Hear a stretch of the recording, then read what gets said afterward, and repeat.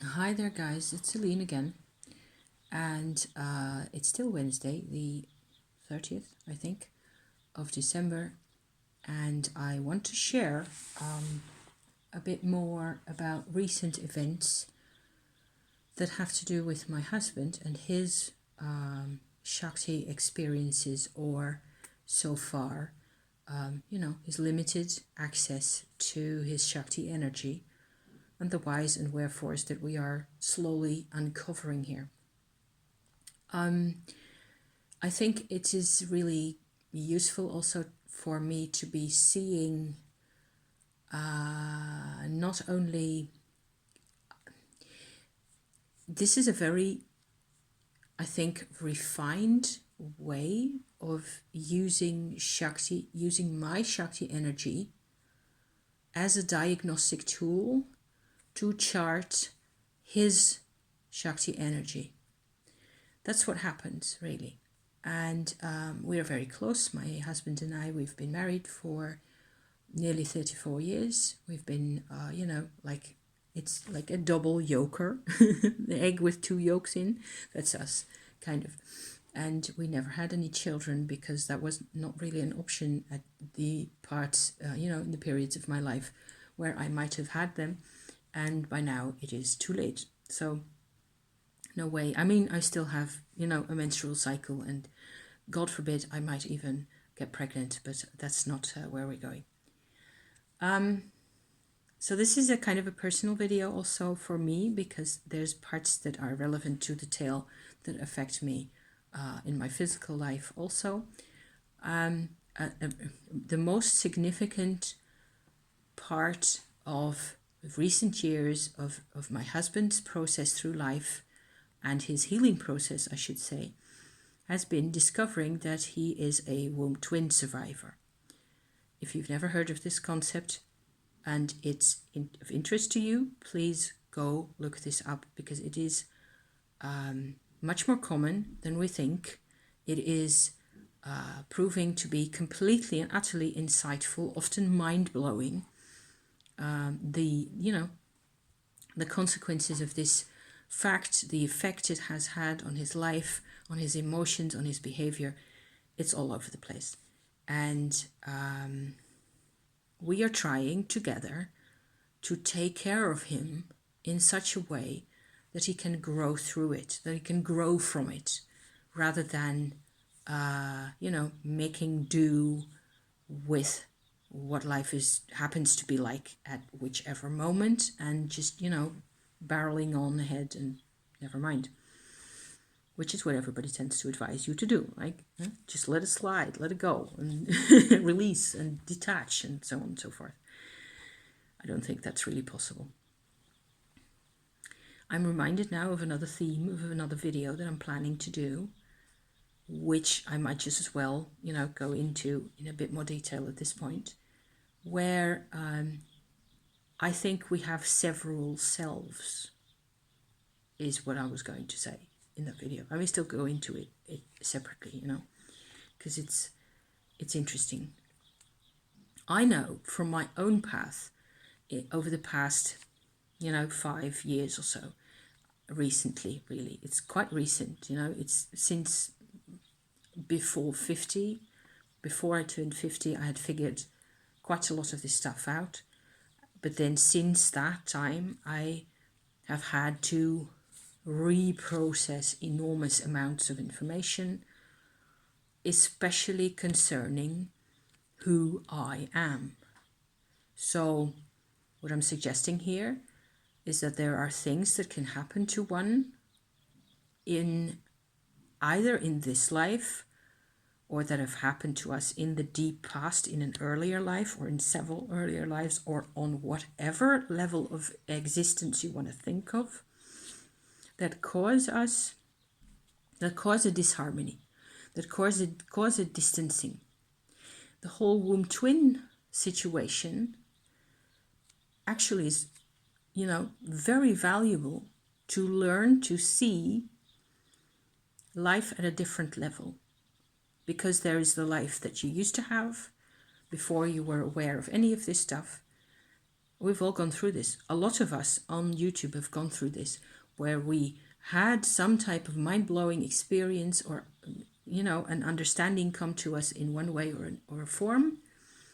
And we say afterwards, I was not the same.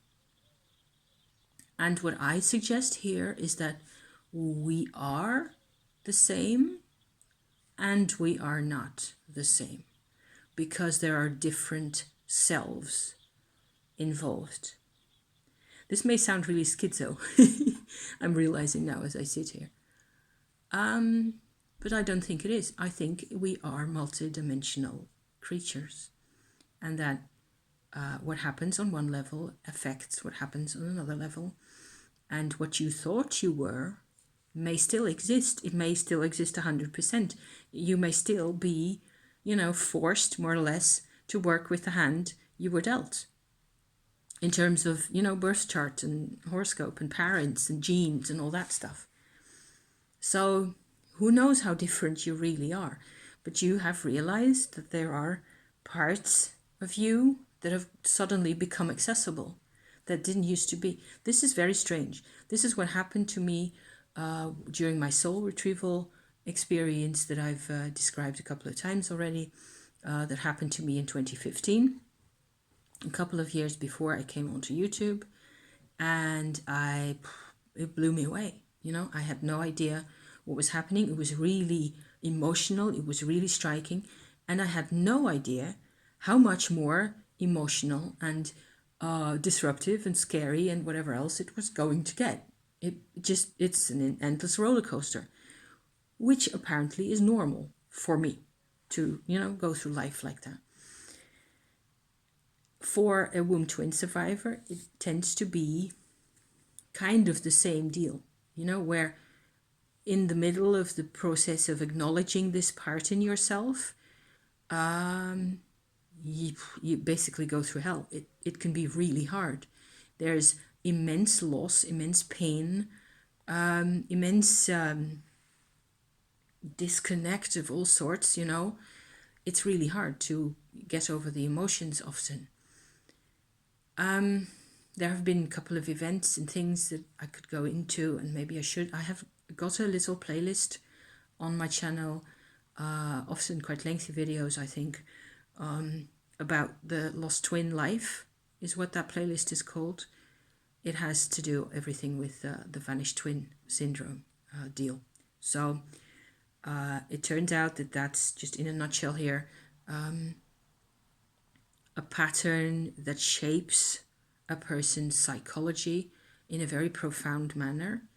And there are lists of personal psychological traits and behavior patterns on the internet that have to do with, you know, that describe how this affects you, what happens. And so you can look at those lists and check that for yourself to figure out if you're always, if you're sort of immersed in a deep sense of loneliness and sadness for larger periods of your life, actually more or less always, you know, immersed in sadness. That is that's a giveaway for this being the case, that you may have been a witness to a twin dying in the womb. So if I just say that and you just go, ooh, you know, go check it out. You just have to. Whoever is watching this, if you go, oh, like, well, this isn't me, you know, because that's what happened for me. I am not one of a twin or one of a set, you know. So for me, it's like, okay, well, yeah, I suppose that's hard, but that's the level it gets to. For my husband, there have been a couple of instances where he just completely locked down, his brain just went froze, you know,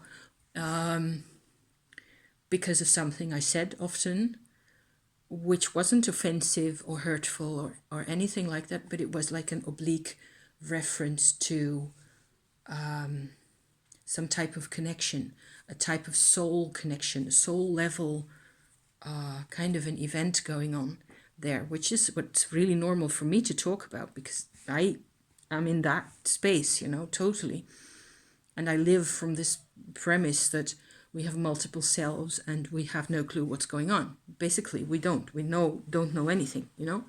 And everything we do and everything we experience just adds little teeny tiny scraps of knowledge to the tale. And that's what you get, you know? But he's had a number of those moments where something gave him this sense of completeness or unity, inner unity, and he just, you know, he just froze over. So it was really hard for him to deal with that. Not these days. These days, we're at a completely different level, and this is where I actually get to the theme of this video that I was wanting to bring to you here. We have been investigating what happens in his underbelly in the past year or so. And this is where I find, again, my own Shakti energy or Tumo energy working. It doesn't matter at this level which it is, because it works just fine, because I'm super motivated. It really looks like having the light of Shakti pass, mine this time, passing through his system, through his underbelly, through his whichever part of him, second chakra or his root chakra or along his spine or wherever else. And what I see is where his Shakti is missing or disconnected or blocked or not getting to places that it should get to. This is the mechanism. This is what I've been doing with him, you know, recently also. And there's one really weird thing that I just have to share with you guys that has come to me, that has happened sort of as a result of this. I have earlier noticed that I talked earlier, a month or so ago, about these 3 checkpoints, 4 in the lower spine area, root chakra, sexual checkpoint, and reproductive energy checkpoint, number 3. Let's just put it that way. I talked about those, I described those at length, and what happens to your Shakti energy if it's not allowed to pass sufficiently beyond a checkpoint. So if you don't feel safe at number 1, your root chakra, perineum, place in your body, if you don't feel safe enough, there's not enough Shakti coming in there. So for him, I have done a lot of this observing of those checkpoints in my own body first, and then seen in his how he's doing on that side, in that respect, in that particular place, or in that particular set of concepts. Sorry, I've just been talking quite a bit. We did a session a couple of weeks ago where we went to his 3rd checkpoint, and he actually looked himself, and we were sort of meditating together around his 3rd checkpoint. And there was a deep sense there, which was totally connected to the womb twin survivor situation, of not being allowed to live. If my brother isn't allowed to live, then neither do I, and so on and so forth. These kinds of things. Yes, I am making myself an instant coffee because I have to just, keep it together for 15 more minutes or so. So we had a bit of we talk about these things, we interact, he keeps track of what I'm doing, I explain whenever I'm doing anything new, or, I'm being completely straight and open and transparent with him. I'm not doing any Shakti business to him or with him without his knowing to the extent that I'm capable of describing anything. I will make sure he knows what I'm up to. So this morning, I discovered that he has a ghost womb. I just thought that sounded way too cool not to put out there. And I'm immediately jumping to a million conclusions here as to how common this is. I think, in my experience, many men, masculine, Homo sapiens, men have a really hard time connecting with their underbellies. Don't they just? And there's a lot of experience in the female world, in the traditional, and I mean not culturally traditional, but physically traditional female role that is never used in all this, meditation practices and all the energy work. And everybody's always trying to get out there, get up and away from it all.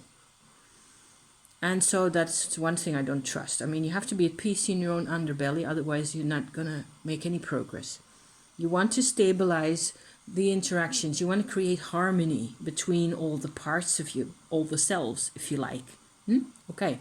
So I think that's one way. At least it's what I'm doing and how it's working so far. So I was looking at his and using my Shakti translucency technique, kind of, that's what it more or less what it looks like. I noticed that the areas along his spine were doing much better. I've been seeing that all week long, and he's been really active. He's been clearing things in the house, his old bookcase, old files and things. So he's been really busy and happy and, making progress with things that he wants to do and so on. And this time I was just lay my hand on his belly, which is what I tend to do. And I noticed a cold spot in terms of vibration, in terms of Shakti energy, like a snowball, like this size, about, or a hailstone even, yoke, at the point where if he had been female, his womb would be. So I went immediately, which is, standard operating procedure for me. Okay, we have a Shakti white hole here. We have a point where there is programming, energetic, vibrational programming, demanding Shakti energy and not getting any. This pattern, in terms of, personal history, originates, at least in his life, with his mother, who, as we, have already seen and experienced, lost her second child, her second twin child, as she was pregnant with my husband when he was, an infant or a fetus. So she had this manifest, strong message that I picked up from my husband's underbelly a long while ago already, about the impossibly difficult situation of having to let go, push out one child and clinging on, holding on for dear life to the other one at the same time. So this is these are the challenges we're facing. You wonder why we're slightly nuts most of the time. I mean, it just freaks with your brain, doesn't it? And this is the energy I had already seen. I think almost a year ago, I'd already noticed this. And we've been working slowly and gently with Shakti on this area for him. But this was mainly around his third checkpoint.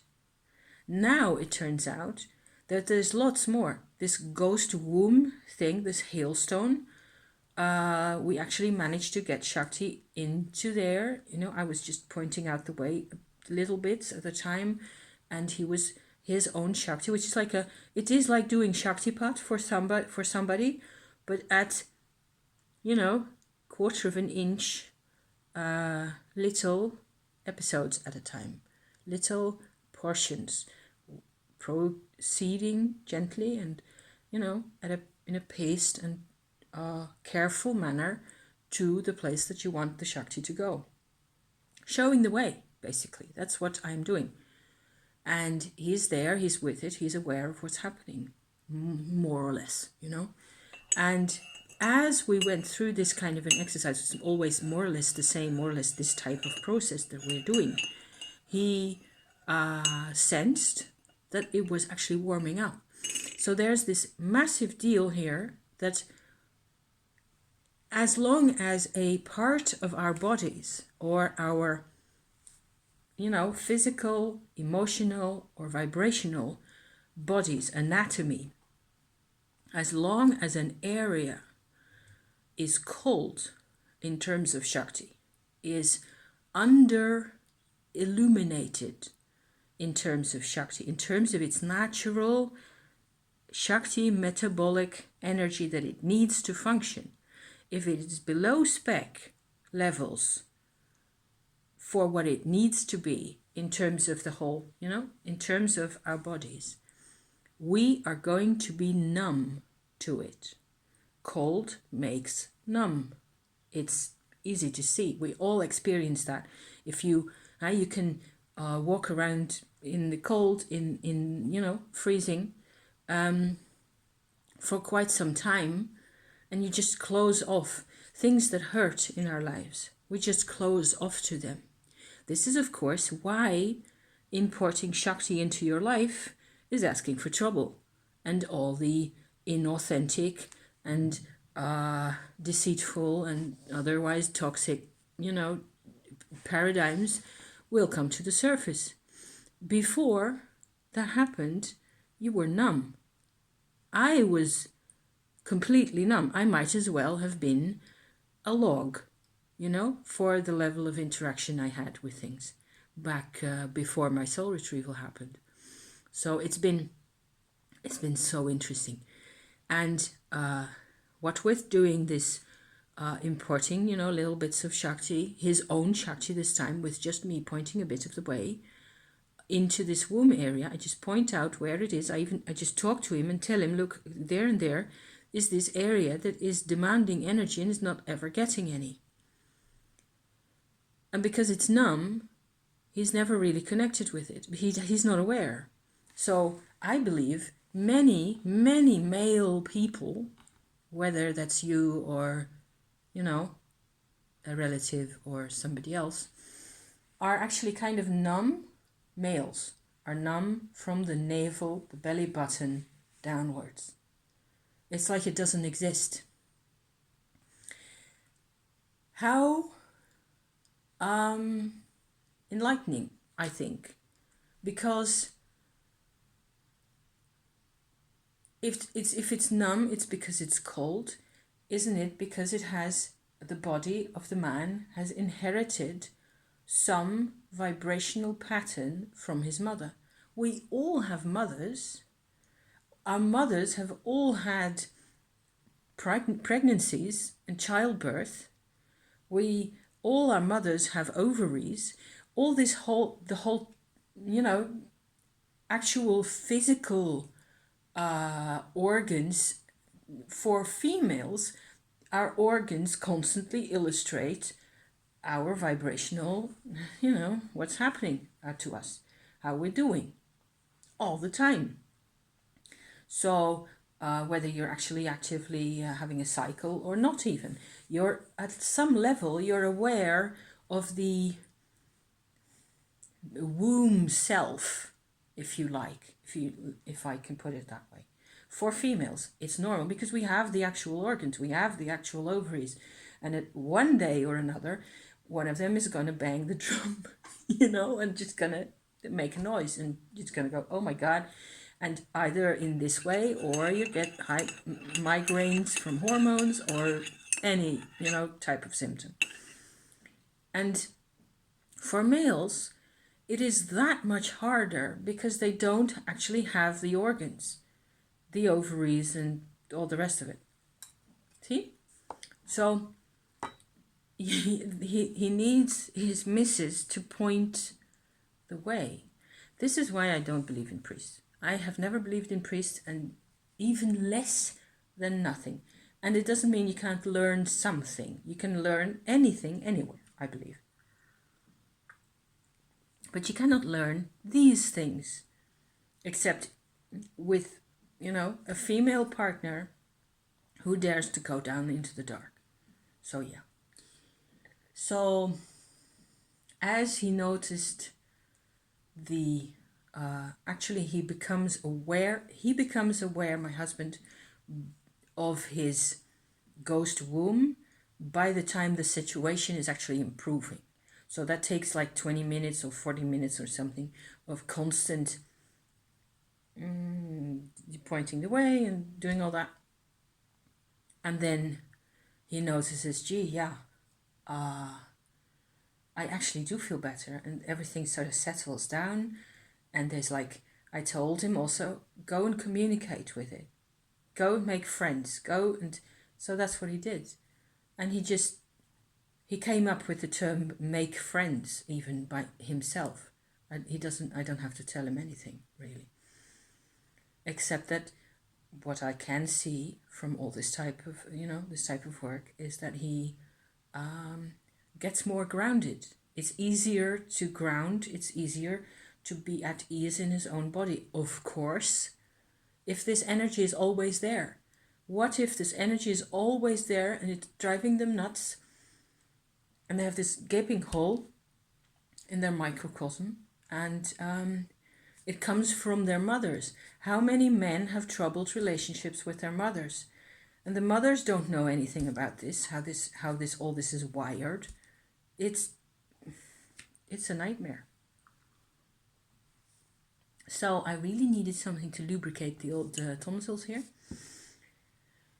And progress, as we move on, progress is being made. It gets darker and darker in here.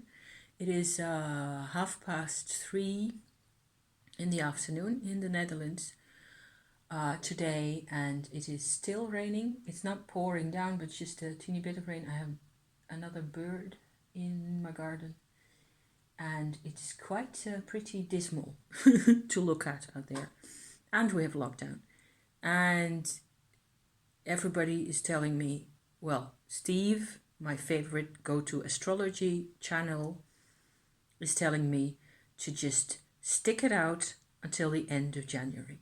Because, what did he say? 1/3 of all the difficult planetary and astrological positions to happen in 2021, 1/3 of those occur in January. So the other 2/3 have 11 months to, for us to get done with. And so January is going to be, and yeah. So I already feel the headache coming on because I'm so done and so fed up with being shut inside and no shopping and no garden center and no nothing and no cinema. And, I mean, I want to occasionally not think about Shakti and Tumo and psychology and all that stuff. So occasionally, wouldn't it be nice? So we'll just have to stick it out and, look after ourselves. I hope where you are free to do that and to do what you need to do, and you figure out ways to, just make it happen and find things to be occupied and busy. I hope also that there isn't too many people out there who are overworked. I mean, other than healthcare professionals who, of course, are.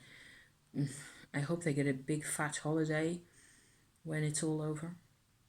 Yeah, somewhere on the beach. Nice, I'm going to start to ramble right here. So I'm going to sign off. Thank you for watching another weirdness update here. For the good it may do, whatever. We'll see what we get.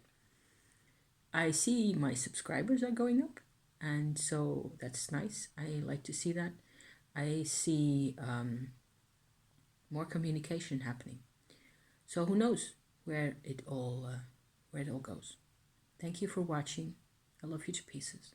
Okay? See you next time. Bye-bye for now. Ciao.